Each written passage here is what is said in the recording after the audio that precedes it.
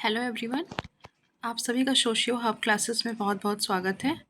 आज हम जो मेरे नेक्स्ट थिंकर हैं मैक्स वेबर, उनके बारे में हम बात करेंगे।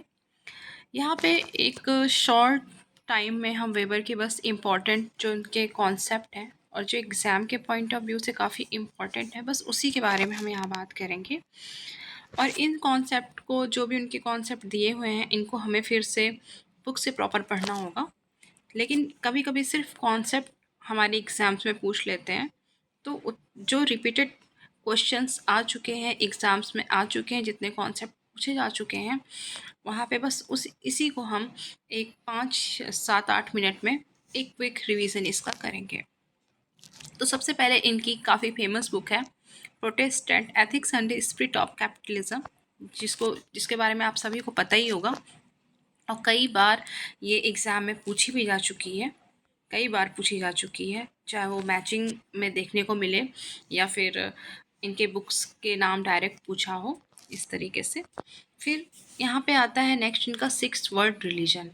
इन्होंने 6 धर्म की बात कही, जिसकी इन्होंने स्टडी की थी विश्व के धर्म में 6 धर्मों की, जो कि काफ़ी इम्पॉर्टेंट है।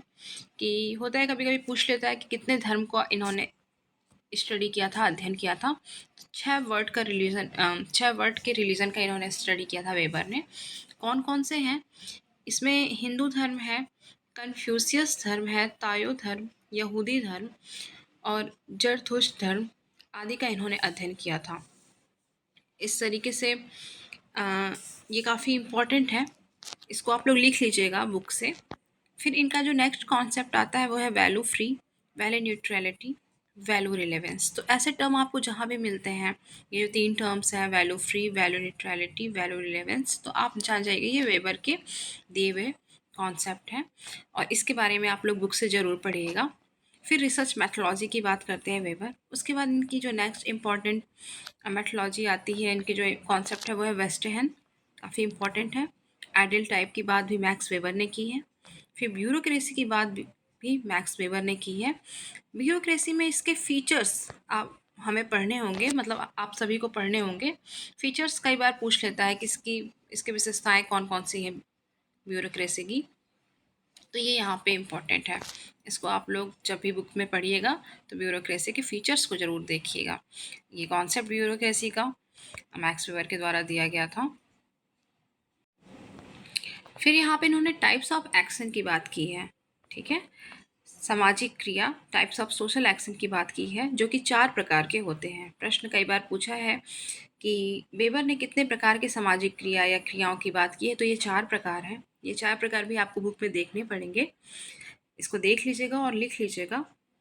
जैसे इसमें पहला इन्होंने बताया है लक्ष्य आधारित तार्किक क्रिया, ठीक है। दूसरा बताया है मूल्य आधारित तार्किक क्रिया। तीसरा इन्होंने भावात्मक क्रिया बताया है और चौथा पारंपरिक क्रिया या ट्रेडिशनल एक्शन बताया है। तो इसको आप लोग देख लीजिएगा, ये काफ़ी इंपॉर्टेंट है। फिर इनका आता है नेक्स्ट जो कॉन्सेप्ट है वो है रेशनलाइजेशन। इन्होंने रेशनॉलिटी के बारे में कहा है कि rationality is like an iron cage. यहाँ पे एन आयरन केस होगा, जो कि वेबर का काफ़ी इम्पॉर्टेंट सेंटेंस है। तो इसको आप लोग ज़रूर मतलब राइट डाउन कर लीजिएगा। कभी कभी सेंटेंस पूछ लेता है कि ऐसा किसके द्वारा कहा गया, तो rationality is like an iron case, तो ये कहा गया है मैक्स वेबर के द्वारा। रैशनलाइजेशन की बात वेबर करते हैं। फिर आयरन केस ऑफ रैशनैलिटी, इसकी बात भी वेबर ने की है। उसके बाद फिर इनका जो नेक्स्ट आता है डिसचैंटमेंट यानी मोह भंग, तो इस कॉन्सेप्ट की भी बात वेबर करते हैं।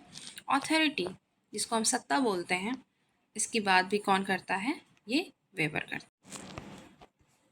ऑथोरिटी यानी सत्ता के भी इन्होंने 3 प्रकार बताए हैं, बहुत ही इंपॉर्टेंट है। कई बार पूछा है कि सत्ता कितने प्रकार की, अथॉरिटी के टाइप्स कई बार पूछे हैं। तो इसमें जो पहला है टाइप्स है वो है रेशनल लीगल, दूसरा है करिस्मेटिक और तीसरा है ट्रेडिशनल। रेशनल लीगल को हम लोग तार्किक वैधानिक सत्ता बोलते हैं, करिस्मेटिक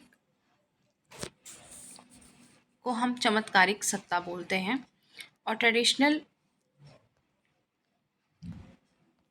अथॉरिटी को हम पारंपरिक सत्ता बोलते हैं। तो ये 3 प्रकार इन्होंने अथॉरिटी के सत्ता के बताए हैं, जो कि बहुत इंपॉर्टेंट है। आप इसको लिख लीजिएगा और बुक से भी अच्छे से पढ़ लीजिएगा। क्योंकि हम बार बार आपको बता रहे हैं, बस इनके इम्पॉर्टेंट कॉन्सेप्ट जो है यहाँ पे हम इनके जो जो कॉन्सेप्ट दिए गए हैं उन्हीं के बारे में बस बात कर रहे हैं। एक छोटा सा वीडियो है इनके कॉन्सेप्ट को रिवाइज करने के लिए, और ये वही कॉन्सेप्ट है जो पिछले कई बार एग्ज़ाम्स में, चाहे वो नेट के एग्ज़ाम हो, चाहे वो कमीशंस के पेपर हो, कई बार पूछा जा चुका है। तो यहाँ पे बस एक छोटा सा क्विक रिवीजन है, और हम आपसे बार बार यही कहेंगे कि आप बुक से ये कॉन्सेप्ट जो आप देख रहे हैं इसको आप बुक से ज़रूर पढ़िएगा, क्योंकि किताबें पढ़ना अब बहुत ज़रूरी हो चुका है। कई बार जो अब जो क्वेश्चंस पेपर आ रहे हैं वो बहुत ज़्यादा डीपली भी कहीं-कहीं देखने को मिलते हैं। मतलब ऐसा नहीं कि बस बेसिक चीज़ें पूछ लिया। अब एग्ज़ामिनर जो क्वेश्चन पेपर सेट कर रहे हैं वो काफ़ी मतलब डीपली जा कर के, तो उसके लिए चाहिए कि हम एक डीप स्टडी करें। कोई भी कॉन्सेप्ट हो वो हमारे क्लियर होने चाहिए। सबसे इम्पोर्टेंट चीज़ ये है। फिर आपका नेक्स्ट आता है सोशल एक्शन, जिसके बारे में इन्होंने बताया है। इसको पहले भी अभी हम लोग बात कर चुके हैं सोशल एक्शन के बारे में। ये 4 टाइप्स के हैं। फिर इनका नेक्स्ट आता है tripartite model of social stratification. तो इसमें इन्होंने 3 बातें बताई हैं, क्लास, स्टेटस एंड पावर। ठीक है?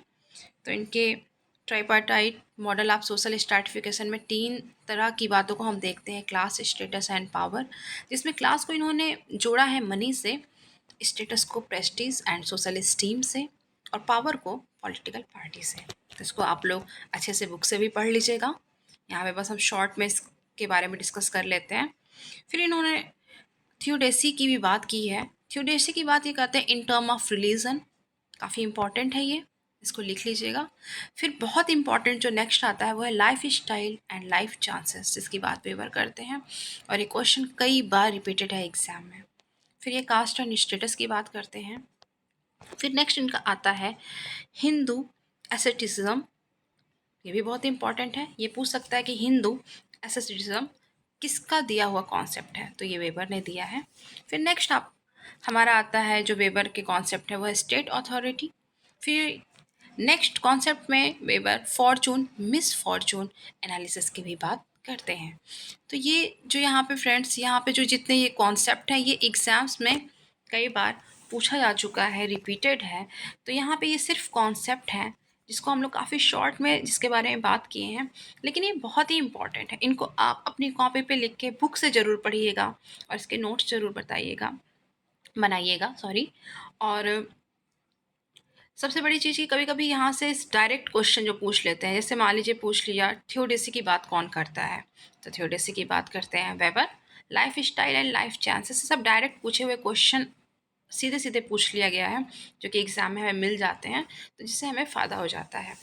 तो इसलिए इसे तो हमें देखना ही है कॉन्सेप्ट कौन दिया है, प्लस उसके साथ हमें बुक से इनके बारे में ज़रूर पढ़ना है। इससे ब्यूरोक्रेसी के फीचर्स बहुत ही इंपॉर्टेंट है।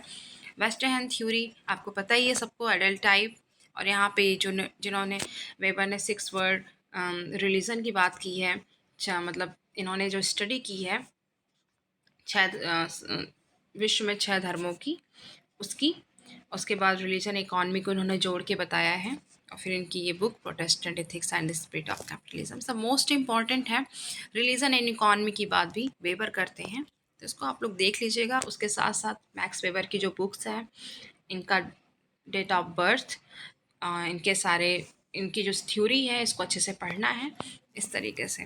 तो बस इसमें बस एक छोटा सा ये वीडियो था, बस इसके इनके जो इम्पोर्टेंट कॉन्सेप्ट थे फ्रेंड्स। आपसे फिर इसी तरह के वीडियो में, एक छोटे से वीडियो में जो अगला आपके साथ होगा उसको जल्दी ही लेके हम आएंगे। तो आज के लिए इतना ही था। बहुत बहुत थैंक्स फ्रेंड्स इस वीडियो को देखने के लिए।